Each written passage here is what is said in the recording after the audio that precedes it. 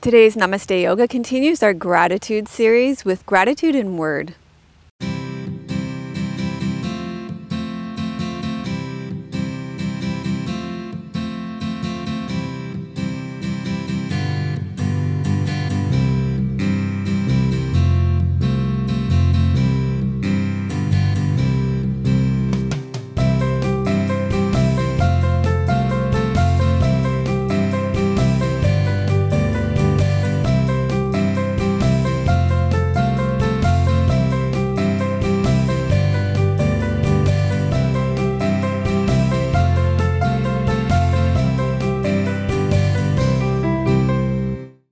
Hello and welcome to episode 292 of Namaste Yoga. Today we are continuing our gratitude series with gratitude in word.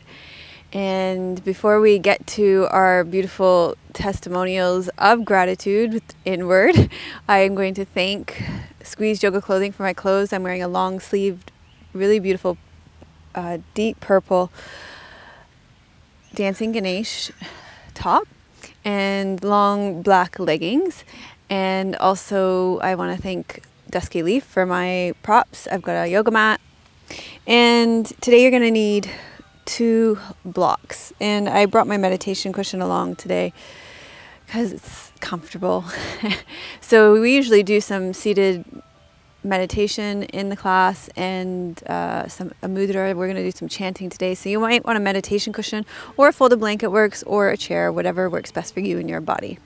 So I have a beautiful testimonial from one of our members from our membership site, Diane. And it was about last week's class on gratitude and thought. And she says, "Hello, Melissa. I love what you spoke of in the Yoga Sutras, verses 33 and 34. I love the thought of when faced with a negative thought to replace it with a positive thought. It makes so much sense. And when thinking or saying negative thoughts about others, to stop yourself and feel gratitude instead. I try and practice gratitude throughout my day. I love all the offerings of gratitude we gave in the practice. It felt so good, and I'm going to write them down and add them to my daily prayers. My praise of gratitude that I'm offering today, I offer my gratitude for this class and all you offered us, and I send you and Tim and Trinity blessings as always." That one's from Diane. So thank you, Diane. Diane is such a sweetheart, and I really appreciate all of you who take your time to leave your comments. That one was left on my website, so you can leave them right on my website, and I respond to all those comments. You can leave them on YouTube or Facebook or Instagram or Pinterest or iTunes, and we respond everywhere. We really appreciate your comments. Can you actually respond on iTunes?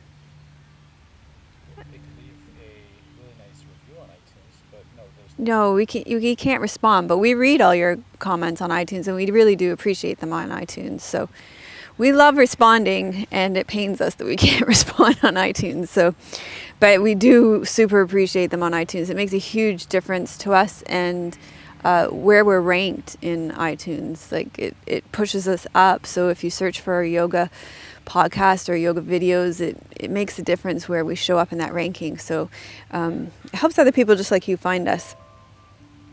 Okay, we're going to start with a stretch for the front of your shoulders and your chest today. And this one Tim helped me figure out yesterday. It's a little bit of a challenge for me. And actually this is a good one for me to show different levels and modifications, because not everybody will be able to go where Tim was able to go.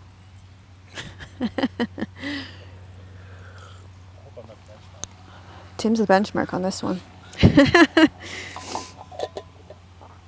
So you're going to need your blocks for this. And if you don't have blocks, you could do this you could figure out some other way with cushions or, books or something like that. You could rig something that would be like this. And so what I did was I started like this. So if you have a frozen shoulder like me, or if you're really tight in the front of your chest and you have a lot of kyphosis, you might need to start with your blocks low like this. Okay, so I'm going to show you from the different levels, because you're going to see what it feels like in your body, and then you can adjust. So the first level is you want to have robot arms sort of at 90-degree angles so that your elbows are in line with your shoulders. And then you're going to lie down on your belly, and you want to feel it stretch at the front of your shoulders and on your chest and your pectoral muscles. So for me, on my left shoulder, this is enough. I'm going to stay here. So I'll actually leave my left block like this because I don't want to overdo it, because then my nervous system will be like, ah, and freak out, and then it will actually probably cause a backlash and I won't be able to go further there. But what I could do, because I'm not getting much of a stretch here on my right one, is I can lift my block up higher. See if I'm getting a stretch there. And then I'm still not. So this is where with Tim, and we lift it up here, and then getting some stretch at the front of my shoulder.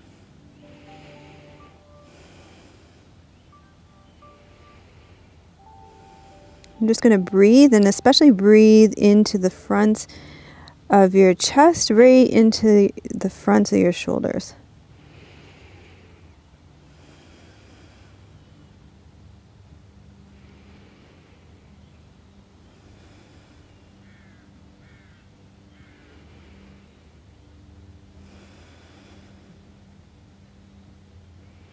So Tim made a really good point. Unless you have injury on one side, you should probably keep your blocks level. So it's just because I have an injury in my left shoulder, I'm doing these uneven.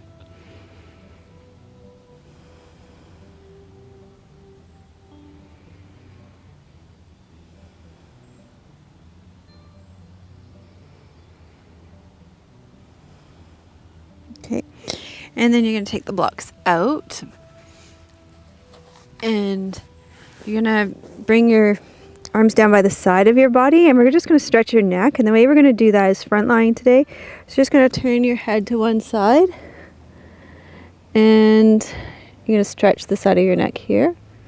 So again, just breathe into, I actually just had another idea. You could put yeah, let's do that. Now we're going to put the blocks underneath your shoulders and turn your head to the side. And now you're going to stretch on the side of your neck. So what happens is when you spend a lot of time at computers and over your cell phones and your tablets, is that you get this really rounded posture because your arms are always in front of you, and that pulls your spine forward and your shoulders forward. So when you support your shoulders like this, it lifts them up and back, supports your nervous system into letting them come back in a very relaxed way. We spend a lot of time doing stuff like this in our membership site. So you're getting a nice stretch along the side of your neck here. You're also supporting your shoulders and coming back. Okay, so you may not feel like a lot is happening here, but there's a lot happening here, because if you think about functionally what happens day to day in your life, with being in a rounded position and your head always being forward, you're really changing this habitual pattern in a big way. You're letting your shoulders come back in a supported way, so it's very safe for your nervous system. And you're turning your head to the side, which is something you really almost never do now. Like even a lot of cars have cameras that check your blind spot for you, I think. I don't know, we have a really old car. I know they have cameras that check behind you now, but you really barely have to even turn your head in your car now. So mostly our head is always pointing forward and jetting forward. So this is, it might not seem like there's a lot happening here, but it's huge. It's huge to disrupt the normal position that your body's getting deformed into all the time, okay, which isn't actually a normal position for your body to be in. And it creates a lot of pain in your neck, your shoulders, your hands, your wrists, your elbows, causes headaches. Okay, we're going to turn your head to the other side. Stretch the other side of your neck.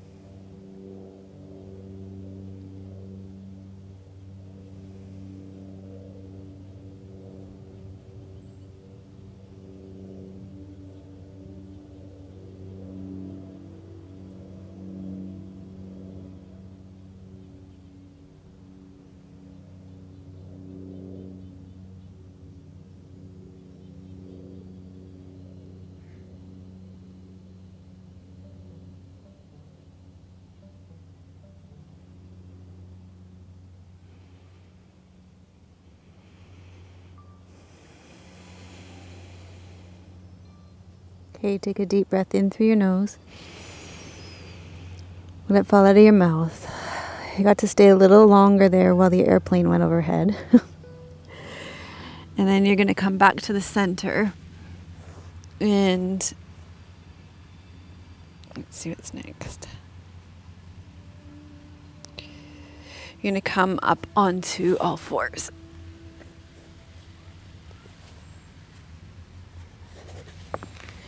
Okay, so from all fours, we're going to do cat pose with your hands underneath your shoulders, your knees underneath your hips. We're going to exhale and round up through your back. And inhale and arch through your back.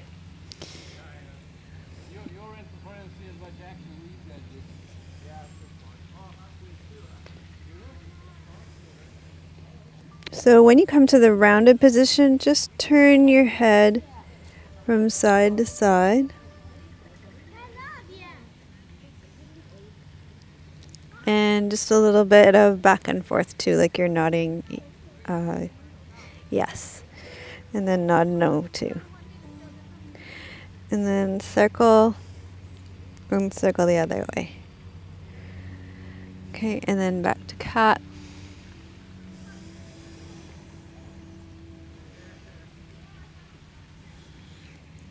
And then we'll do thread the needle. So you're going to inhale, reach your left arm up.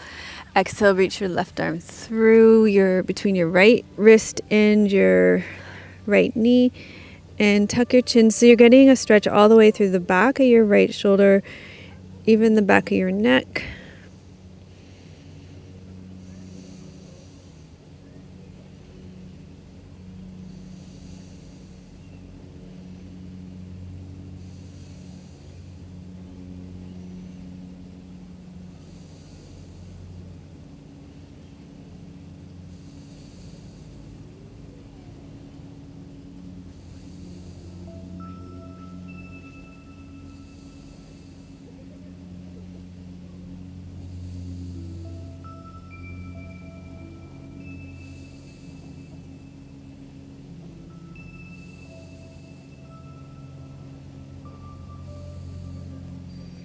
And then inhale, come back up to center. We'll do the other side. Reach up. Breathe out, reach your arm through. Tuck your chin. Stay long through the back of your neck.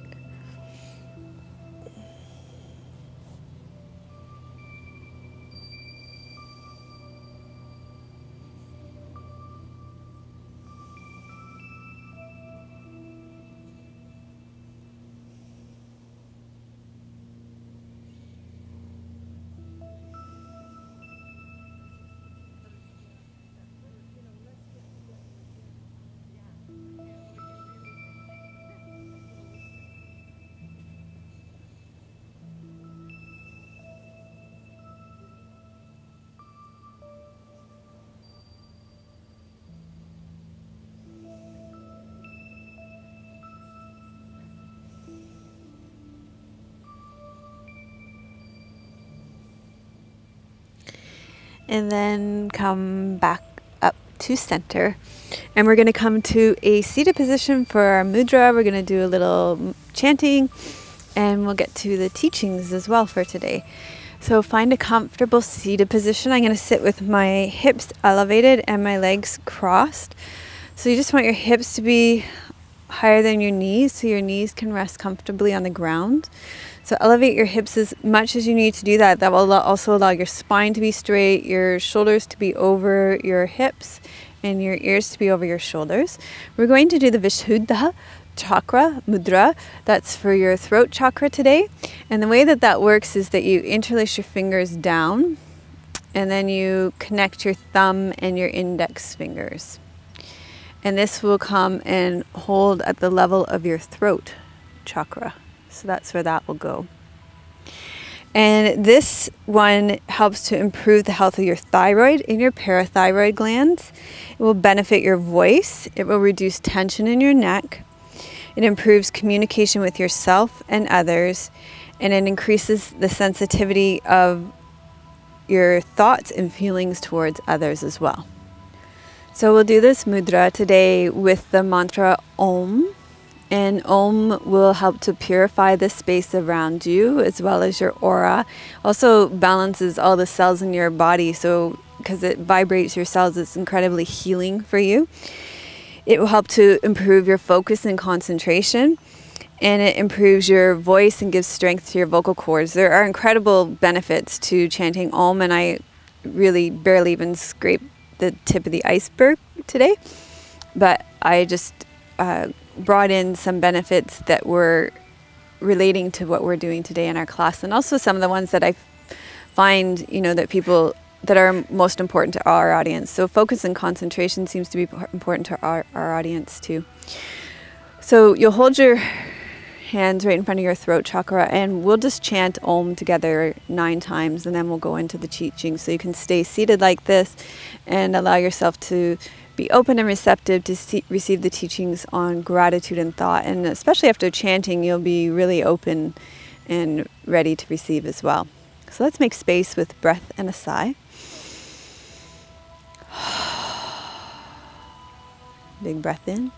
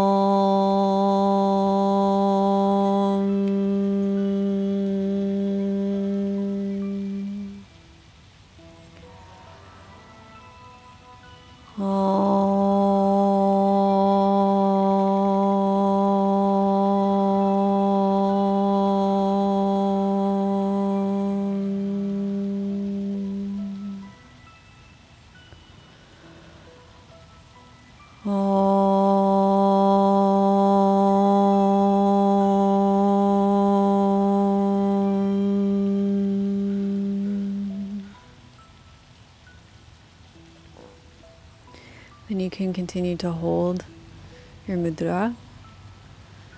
Just notice how it feels after chanting the mantra Om, how it feels in your physical body, how you feel in your mind, how your energy feels, how you feel emotionally.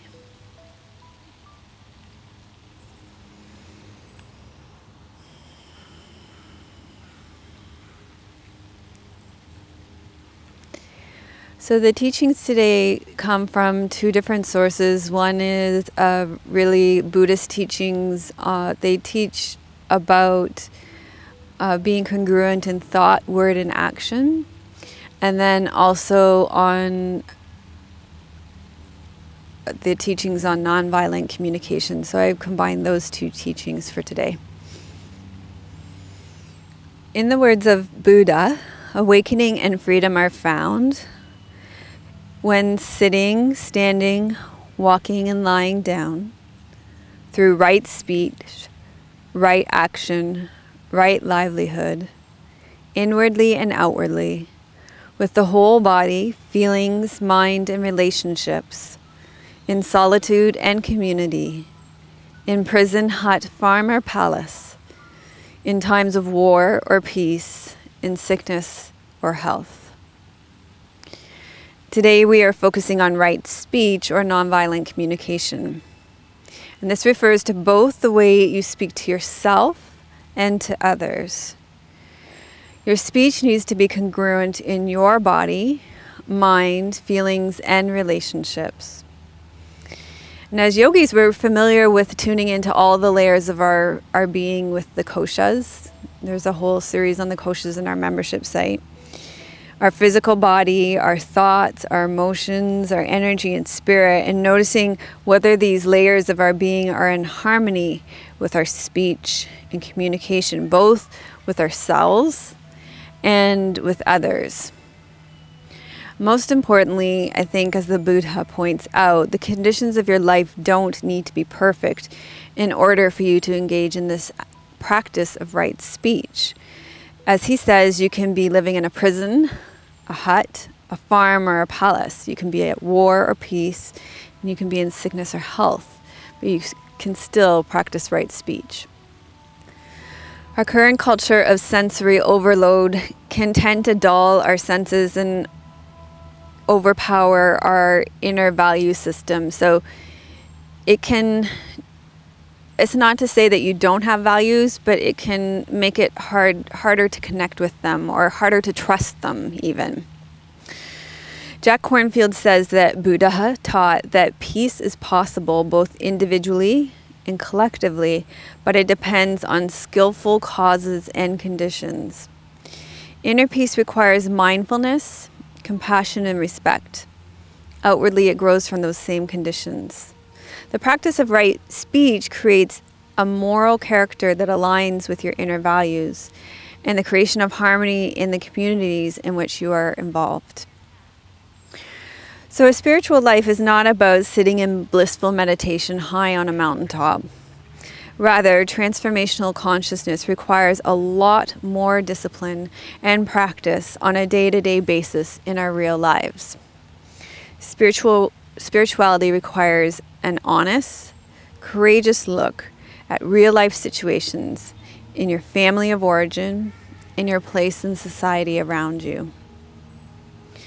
As we mature in our spiritual practice, we begin to give up idealistic notions of escaping our day-to-day life, saving ourselves or the world through spirituality or spiritual practices, and realize that our relationships and the discipline of right speech can be transformative in and of themselves. They can actually be a consciousness-raising practice. Eventually, everything that we seek to avoid must be included in our spiritual practice. Nothing can be left behind. Your spiritual practice does not require you to go to India and meditate on a mountaintop. When you practice finding peace in your heart, offering peace in your home through right speech, your practice becomes filled with maturity and integrity. So right speech and nonviolent communication means offering gratitude, loving kindness, compassion, and forgiveness to those around us, but also to ourselves. Your life is your practice. In Jack Kornfield's book, Bringing Home the Dharma, I read about the lives of early forest lineages in Thailand. And in those early forest lineages, each person had roles. You know, some people were farmers, some people were tool makers. There were different roles in those farm lineages. And one that really stood out to me this week as I was researching this class about right speech and gratitude and word were the soothsayers. And I can imagine that the soothsayers practiced right speech, compassionate communication, and gratitude in their words. So there are hundreds of ways to practice in your life. If you speak, and we all speak in our day-to-day life, I would invite you to bring awareness to how your speech reflects your practice. where your speech, in fact, can become your practice. So, go back to the basics. Bring loving kindness to your speech. Bring awareness to your speech. Just start to notice your speech and the words that you're speaking. Jerry Gonzalez, a teacher of nonviolent communication, says that, quote, "When we express gratitude, we celebrate how our life has been enriched by other people's specific actions. When we express gratitude, we reinforce our orientation to that which is life-giving. When we express gratitude, we offer a gift to the giver, the knowledge that they have contributed to our needs being met." He also suggests, though, that when we receive gratitude, it's also another opportunity to keep the celebration alive through our communication. So then it's up to you to say something like, "I'm glad I was able to share something with you that was useful to you." If you try to deny the giver their gratitude, then that spirit of giving is broken. It dumps the energy, and it's not very nice. So the words, it's not so much the words that you use. You don't need to become a wordsmith. It's the intention behind it. It's the intention of receiving it. It's the intention of returning the gesture. It's the intention of receiving. So that allows the energy connection you create between you to continue. So reflect on these teachings and how they relate to you and your life right now, and begin to form an intention of what you would like to receive from today's yoga class. What would you like to create, sustain, release, or let go of in your life? And how could your yoga practice help you do that? And then begin to form your intention.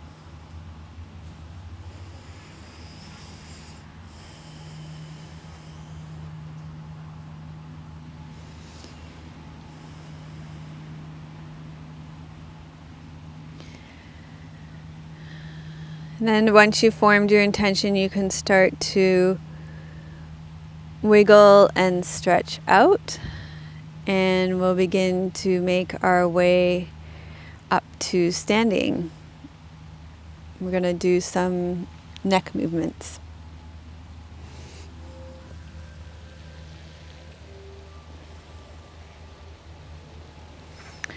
Okay, from standing, take your feet underneath your hip bones, lift and spread your toes, lengthen your legs long underneath you. That will help to lengthen your spine up and bring your ears back over your shoulders. We're going to begin just by dropping your right ear, so that'll be your left ear down to your left shoulder. And feel the lengthening along the right side of your neck.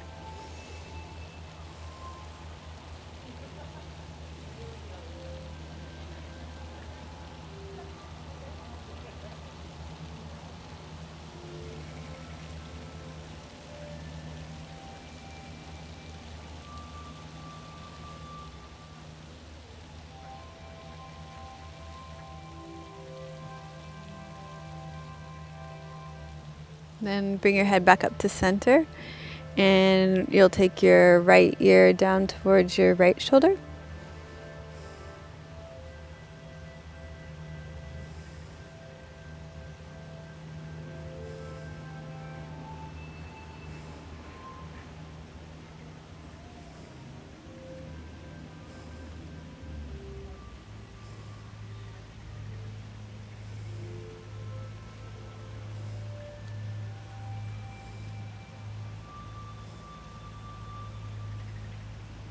And then come back to center, and you're going to drop your chin down to your chest.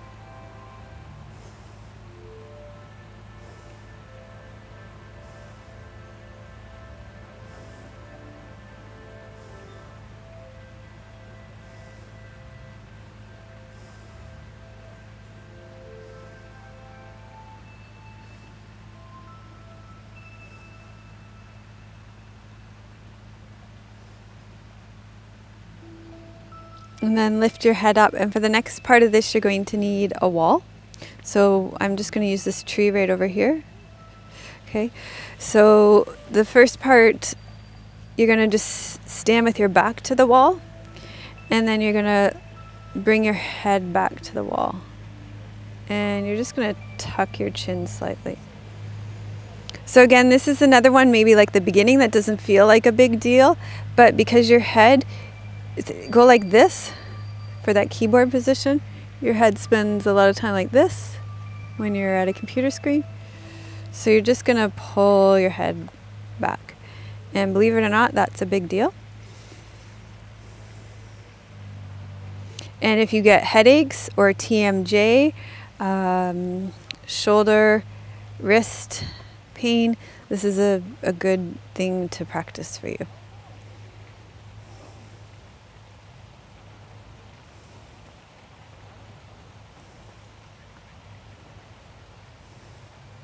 And then the next thing we're going to do is a great one for your neck as well. You're going to take your arm up the side of the wall, and then you're going to turn your chin down to the opposite shoulder.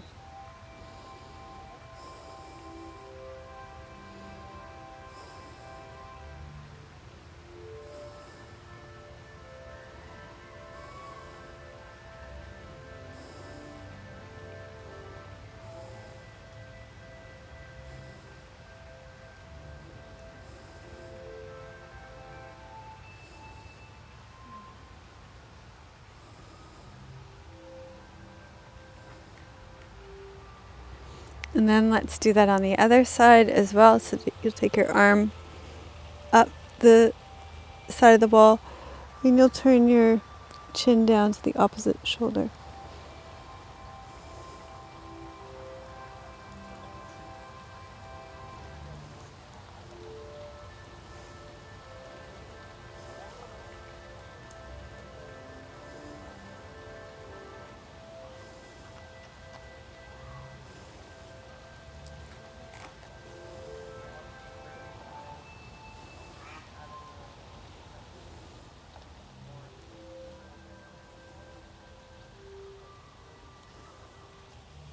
And then our neck is nice and warmed up and stretched out for shoulder stand. And I think we'll just keep using this beautiful tree here in Beacon Hill Park for shoulder stand.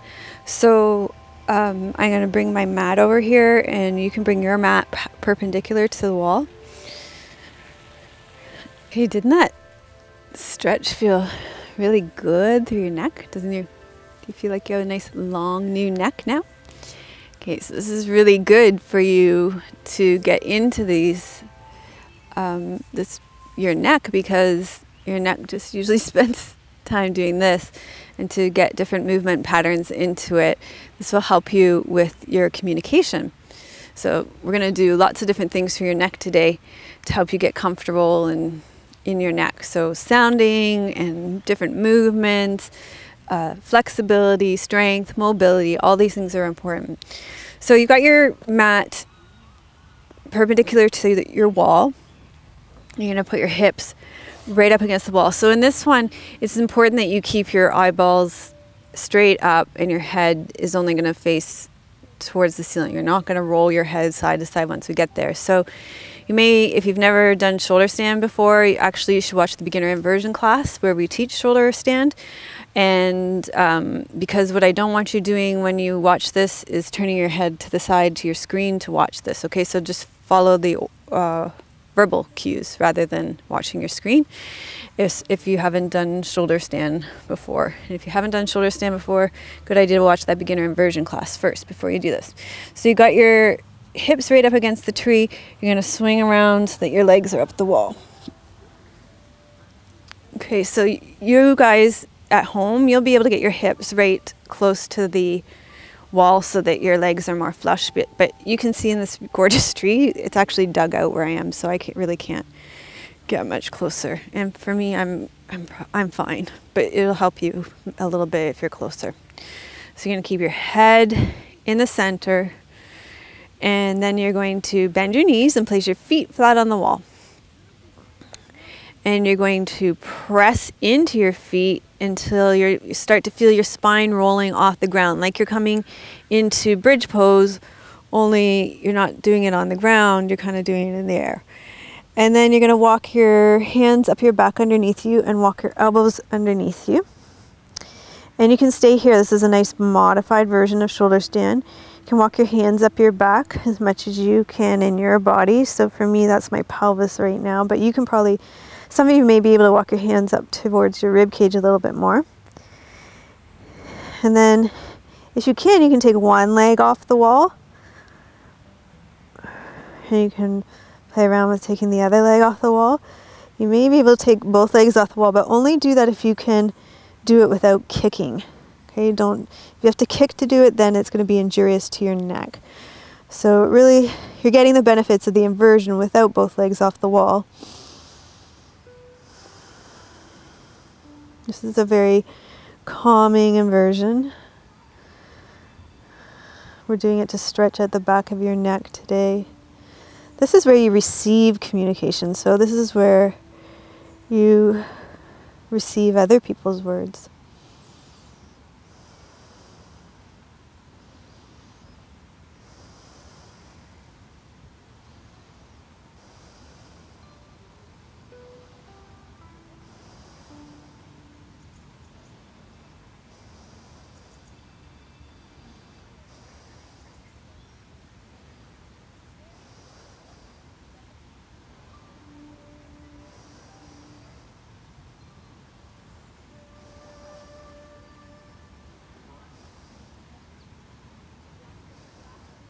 Then bend your legs and place your feet back on the wall.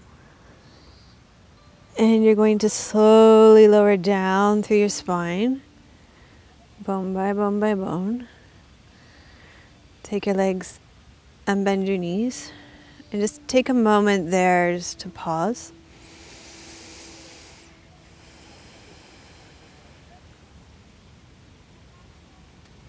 So just give your body a chance to settle here. Notice how it feels in the back of your neck after that, the backs of your shoulders.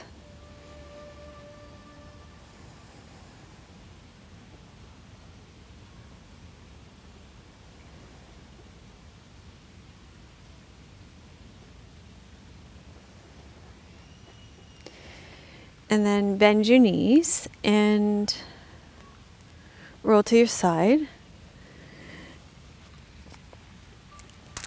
And you're going to take your mats back to where you had them before. And you're going to lie on your back, face up. So we're going to do fish pose. I'm going to give you 2 options for fish pose. So if you have any neck injuries, I'm going to give you the modified version first. We aren't doing duck pose. I think I must be in their spot. Okay. I don't know if there's duck pose. Actually, duck pose, maybe waddling from a squat, which would be important to do. Okay, anyway, so here's the modified version. It's not so great at getting a stretch in the back of your neck, but for those of you who have neck injuries, it's a good option. So you lie down on your back, and the lower block goes at the base of your ribs, and the higher block supports your head. And so it's nice after shoulder stand. It's a good option after shoulder stand because it opens up some of the parts that were really closed in. It doesn't give so much of an opening at the front of your neck, but it still does. It's a good counter pose, especially if you can't do the full version. A lot of people get vertigo in the full version too, so it's a nice option. You know in your body what works for you. The full version is really nice because it opens up the front of the throat. So if it works in your body, I would highly encourage it. So you're going to lie on your back and tuck your arms underneath your body so that your hands are all the way down underneath your legs, past your buttocks. And then what you do is you press into your elbows and your forearms so that your chest comes off the ground and you rest on the top of your head. And then there's this really great stretch that happens along the front of your throat, which is amazing.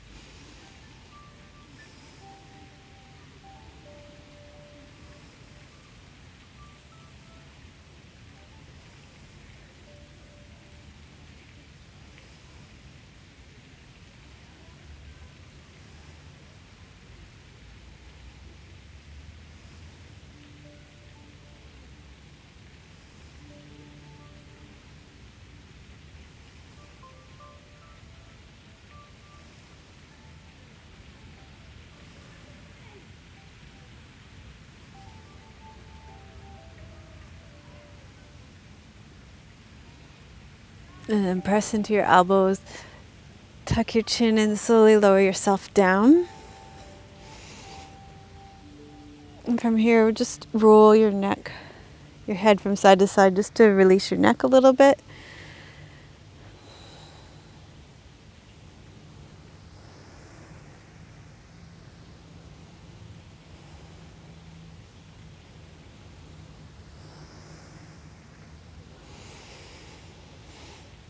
That pose always makes me think of my teacher, Margene Olson at Esther Myers. When I was first learning yoga, I said, Margene, what's the counter pose to shoulder stand? And she was like, I'm so glad you asked. Okay. From here, we're going to do a pose to strengthen your neck and your upper back. So our neck muscles actually become very weak. You're going to lie on your stomach. They become really weak from this position, this habitual position, the whole number of hours that we spend on the computers with our head in that forward position. So it feels good to stretch them, but then you're actually just lengthening over lengthened muscles. So what you really need to do is strengthen them. So what we're going to do is strengthen them. So what I'm going to have you do when you lie in your stomach is roll your elbows in so your palms face out and your thumbs face up. Okay? This exercise is going to use gravity and resistance to strengthen your upper back and your neck. You're going to roll your shoulders back and up so that they're in line with the rest of your back. And then you're going to press your pelvis into the ground, just lengthen through your low back. You're just going to lift your head off the ground and lift your chest off the ground a little bit. And that's it. You're going to breathe. So this is like locust pose, Shalambhasana.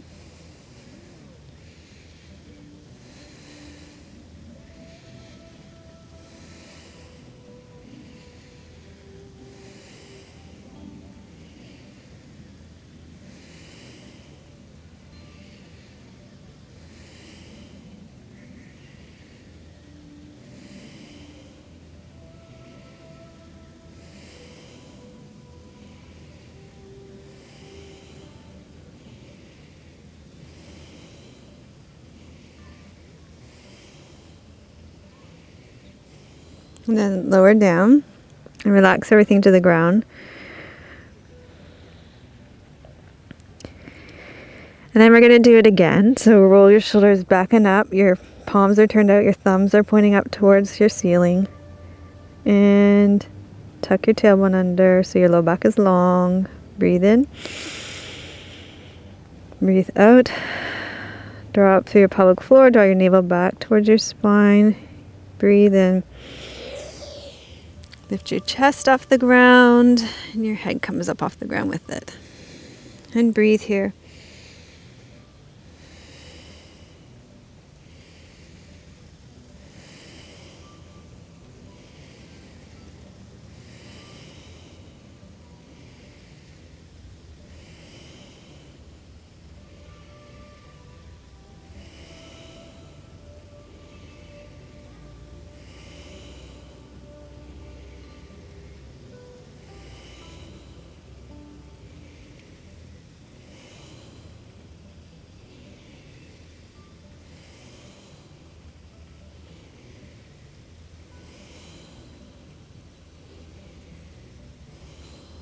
And then slowly lower down.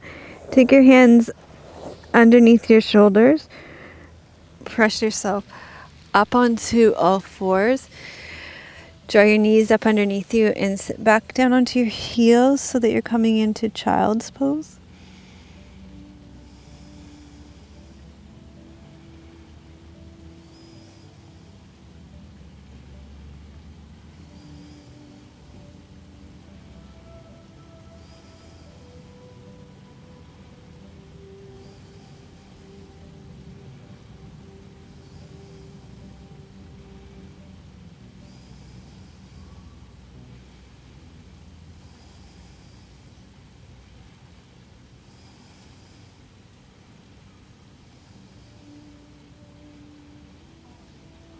And then roll up through your spine. Make your way up to seated. We're going to sit with your legs straight out in front of you. Slide your right leg in. I've done this twist every week for like 3 weeks. In case you were wondering what my favorite seated twist is, we're going to change it up slightly though. Cross your right leg over your left leg. Bring your left heel in. If you can't keep your right foot and your right hip on the ground, keep your left leg out. Wrap your left arm around your right leg, turn towards it, and we're going to involve your neck this week by just scooping your head around in front.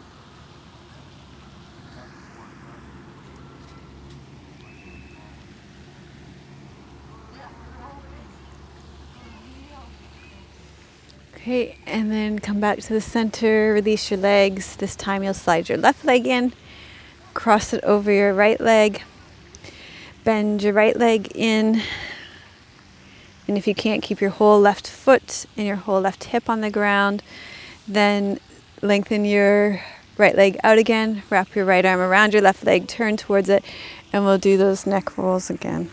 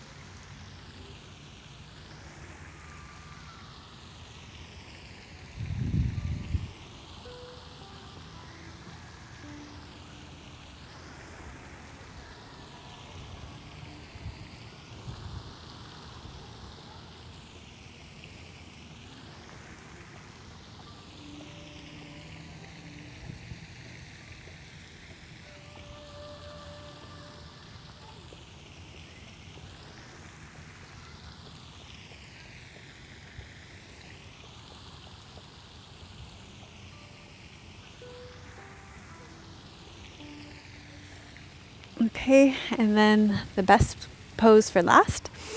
You're going to come sit kneeling. And if this doesn't work in your body, you can use the option of kneeling on a block. That can help. Or you can sit in a chair. So we're going to do lion's pose, savasana. And this pose is great to clear your throat. It stretches out all the muscles of your neck. It's great for TMJ. And it's great to release anger, to speak your truth. So the way it works is it's really nice because you get to spread your big lion paws on your knees. And then you inhale, you exhale, you stick your tongue out all the way down to your chin. And you turn your eyes up to your third eye. And then you exhale with a big lion's roar. So we'll do it 3 times. Take a big inhale.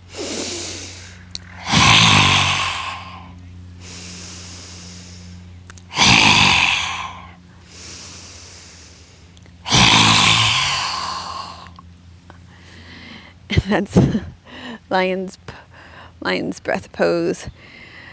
Yeah. yeah, it relieves neck, jaw, chest, and it's great for face tension too. We hold a lot of tension on our face from our facial expressions, like all that. Pardon? Oh my gosh, you should see some of Tim's facial expressions. It fortifies your voice. It provides headache relief too, because a lot of headache pain comes from this jaw clenching too. So all that and relaxing the face. I gotta say, this afternoon I'm going for my first ever facial. Thank you, Anne-Marie. Anne-Marie sent me a donation and she said, I would really like you to use it to do something very special for yourself that you wouldn't normally do. And I said, well, you know, I've always wanted to go for a facial, but I've never done it because it seems very indulgent, and so that's what I'm doing. Thank you, Anne-Marie. And I'm so excited. It's less than probably 2 hours away now. It helps, as I already said, it opens the throat chakra. It promotes self-expression. This is kind of cool. It tones the platysma muscle that controls the front of your throat. It increases your self-confidence. It releases stress, fatigue, and negativity, and it releases TMJ. So I already told you that. Okay, so that was our last pose, and well, no, this is our last pose. Now you're going to do savasana to integrate your whole practice. So you're going to lie down on your back and turn your palms up beside you. And if you have a bolster close by, it's a great idea to put the bolster underneath your knees to improve your energy flow and to release any low back pain. If not, you can just bend your knees and place your feet flat on the floor if you have any back issues. Otherwise, you can keep your legs out long. You're going to stay here, and I'm going to sit up and read you a sort of longish quote on nonviolent communication, which kind of goes more towards an excerpt.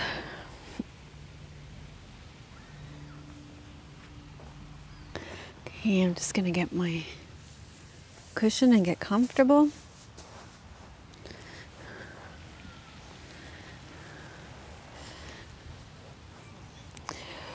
Okay, so this reading is from Marshall Rosenberg, who is, I will say, expert on nonviolent communication, but I think he's probably the founder of nonviolent communication. I'm just getting into this, so you guys can tell me. There are probably lots of you who are experts on that. You can write that in the comments below and correct me. But actually, if you're an expert on nonviolent communication, you probably won't correct me, because that's something that people who know about nonviolent communication and are trained in it would never do.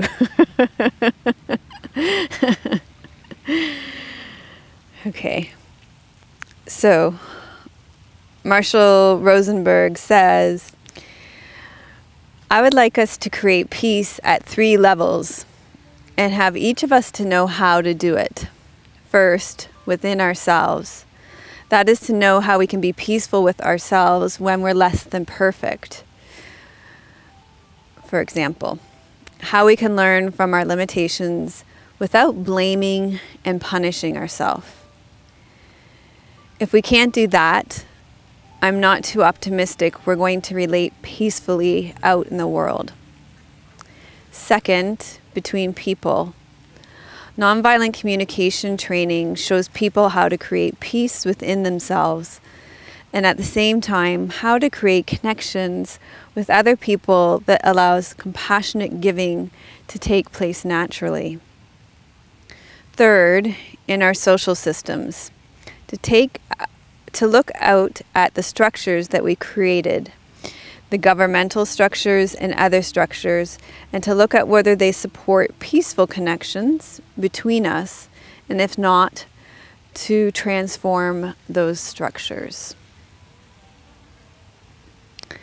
So I really liked that reading, and I thought it really spoke to our teachings today on gratitude in word, nonviolent communication, and right speech.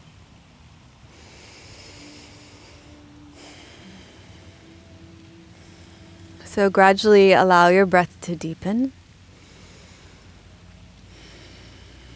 And then begin to wiggle and stretch out. Wiggle your fingers and your toes. And start to invite movement back into your body. So bend your knees. And roll to your right side.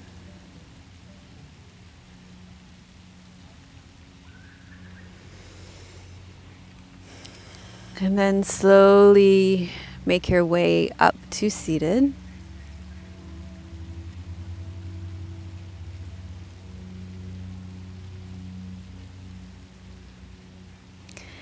So thank you so much for joining us for episode 292 of Namaste Yoga. I appreciate you so much being here and for practicing yoga with me today and with so many of us around the world who come together to share our love of yoga and our desire to, I think, live a better life internally and externally in the world. So we all appreciate the way that we come together in yoga. And if you did like the show, then we would love it if you can express your gratitude by clicking that like button if you watch on YouTube, and subscribing to the channel if you're new here so that we can let you know when the next show comes out. We put out a new show every Friday. And also, if you're on iTunes, leave your 5-star rating and also your review. That helps us a lot. And it really helps us, and you can express your gratitude and practice your gratitude in words by leaving your comments below. And here's our question for this week. How will you express gratitude in words this week to let others know that your needs have been met by their actions? How will you express gratitude in your words this week to let others know that your needs have been met by their actions? And also you can show your appreciation for this series, which next week will be over. We've only got one more class left in the gratitude series, by giving a donation. We really appreciate your donations, especially, well, I'm not telling you to do this, but I'm pretty stoked about that one that Anne-Marie gave me. That was really special just for me to go and get a facial this afternoon. I'll have to let you know. I'll post on Instagram. Maybe Krista and I will do, Krista's my esthetician. Maybe we'll do before the facial, after the facial. I'll be totally transformed. I'm a real girly girl. I love all that stuff. You know that, Tim. Sometimes people ask me that, oh, if you're a yogi, maybe you shouldn't be into those things. But I think I think it's, for me, I'm not justifying this. It's an absolute expression of my own self-worth, and it's that beauty within coming out. For me, it's a way I express that beauty within and without, and my own self-love towards myself. There's nothing I love more than ouch cleanliness, that every day cleaning your face and brushing your teeth and all that. It's a beautiful thing. Yeah, giving your own... one of my favorite things is doing my own facial massages. It's like incredible. It helps so much with, if you have headaches and TMJ and all that stuff. Amazing. Anyway, if you like the latest research to help you release your neck even more, just check in and see how good your neck feels at the end of this class. What I give you in these classes is good. It's yoga stuff. But what I give on the membership site is even better. It's the latest research in the worlds of fascia, connective tissue. We use incredible props there. We use a soft foam roller. We use balls. And also I do tons of great research on brain yoga, the best of restorative brain yoga and crossover patterns and stuff that I don't ever even put in my free shows. Get saved for my membership site. It's really value-added stuff. So we have a whole class for your neck in our membership site that goes through the 4 movements of your neck, and it'll blow your mind how much more range of motions you can get through your neck in this class. It helps to relieve stiffness and pain in your neck. It can extend and preserve the range of motion in your cervical spine. It'll help prevent arthritis in your neck. It'll bring awareness to and improve your postural alignment of your spine. And by increasing blood flow and oxygen to your neck, it'll alleviate pain. It'll also help with shoulders, headaches, shoulder, hand, wrist, and upper back pain, since neck problems can exacerbate all those problems. So all of that's in our membership site in the 4 movements of your neck class in our postures and pranayam section. And also, as we speak right now, the last of the 7 new classes for cat pose is being uploaded to our membership site, and those should be well and done by Friday when you're watching this, and most of you will be well into enjoying them, and I'm really looking forward to your feedback on those as well. Those are some amazing classes. What we did with the connective tissue props in those classes, and what we did with the brain yoga in those classes was amazing. My favorite class in that series was the Chinese medicine class. It was amazing what we did with acupressure in that class, and some visualization of moving chi through your body. The harmony that was created in that class was amazing. And then we did another class where we did a cat pose for each specific Ayurvedic dosha. Like, that series of 7 classes is just going to blow our members' minds. So, oh yeah, and we filmed it in Tofino, which was gorgeous, just beautiful. So, if you're not a member, I get that question often. What's the difference? You know, I can watch your classes for free anytime. And I really do go above and beyond, not just in content, but there's a great community, and we support your practice. We have meetups once a month to boost your motivation for your practice. So it's above and beyond there. I've talked for long enough. I'm sending you much love from beautiful British Columbia. May you be as rooted as the trees in our forests. May you be as strong as our mountains. And may your joy be as deep as our Pacific Ocean. Om Shanti. Namaste.